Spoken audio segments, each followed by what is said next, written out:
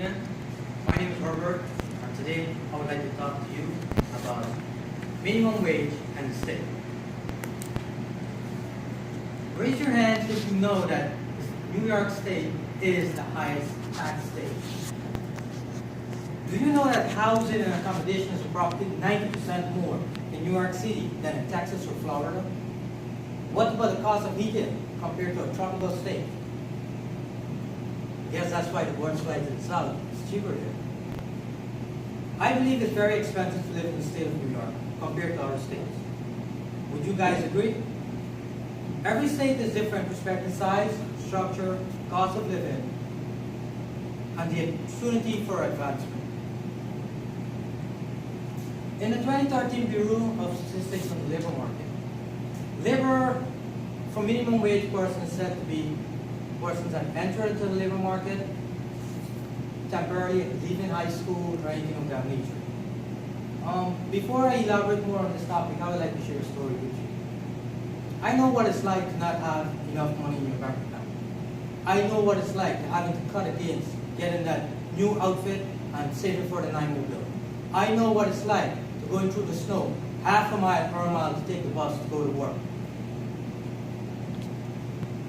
With that being said, based on the U.S. Bureau of Labor Statistics, more than 3.3 million Americans work for the federal minimum wage or close to it.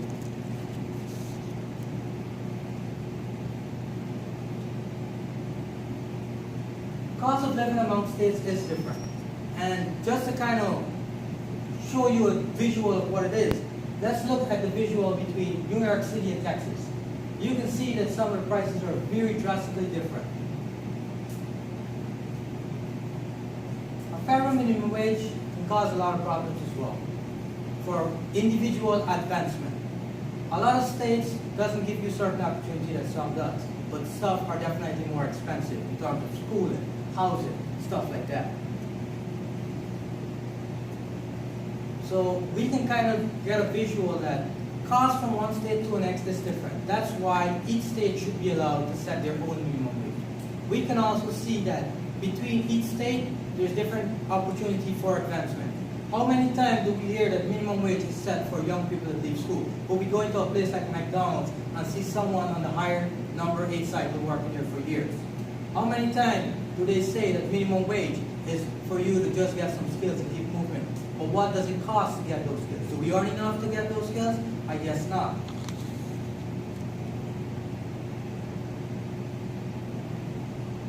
Now that we know that definitely states should be allowed to set their own minimum wage, I would say write your senators. Let someone know. If you have the option, share your opinion. But it's more important not just to focus on minimum wage, but other factors, such as getting people the education they need, giving them the skills so they can earn a decent wage.